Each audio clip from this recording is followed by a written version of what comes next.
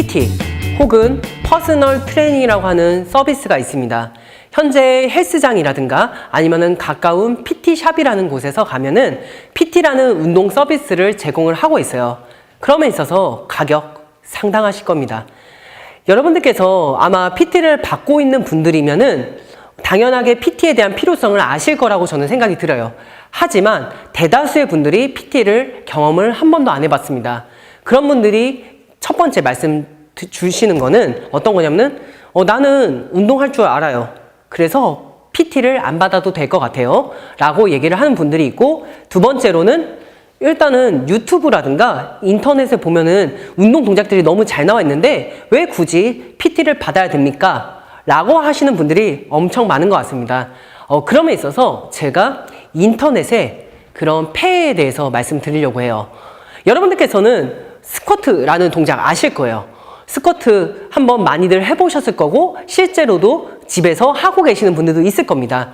그럼에 있어서 일단 인터넷을 한번 보시면 좋을 것 같아요. 인터넷에서 잘 설명되어 있는 그런 유튜브도 있고 혹은 이제 인터넷 그런 채널들도 있지만, 여러분들께서 이제 스쿼트라고 하면은 제일 먼저 생각나는 동작은 바로 이거일 겁니다. 무릎이 앞으로 나오지 말아야 된다는 거. 이런 거죠. 다리는 11자로 한 상태에서 팔은 앞으로 혹은 이렇게 하고 그대로 앉는 겁니다. 많이들 배워보셨을 거예요. 혹은 팔을 크로스해서 다리는 11자, 무릎은 앞으로 나오지 않게끔 뒤로 앉는 겁니다. 이 영상을 보고 계시는 분들 지금 당장 일어나서 한번 따라해보세요. 뒤로 넘어지지 않을까요? 뭔가 불안하지 않을까요? 맞습니다. 스쿼트는 이렇게 하는 게 아니기 때문이에요. 스쿼트는 우리가 일상적으로 생활하는 움직임 중에서 하나를 가지고 만든 게 스쿼트입니다. 바로 뭐냐면은 앉았다 일어났다 하는 거예요. 자, 앉아보세요 라고 얘기를 하잖아요. 그러면은 많은 분들이 이렇게 앉지 않아요. 어떻게 앉냐면은 그냥 편하게 의자에 이렇게 앉았다가 일어납니다. 이게 뭐냐면은 바로 인터넷에서 잘못 떠돌고 있는 그런 잘못된 정보 때문이에요. 무릎은 앞으로 나오지 말아야 되고 팔은 꼭 앞으로 뻗어야 되고. 근데 여러분들께서 그거를 지금 하고 계시지만은 불안할 거예요. 뭔가 넘어질 것 같고. 근데 의자에 그렇게 앉나요? 아니에요. 의자에 앉을 때는 그렇게 앉지 않아요. 여러분들께서는 어떻게 앉냐면은 그냥 다리를 벌리고 편안하게 앉습니다. 그게 바로 제대로 된 스쿼트예요.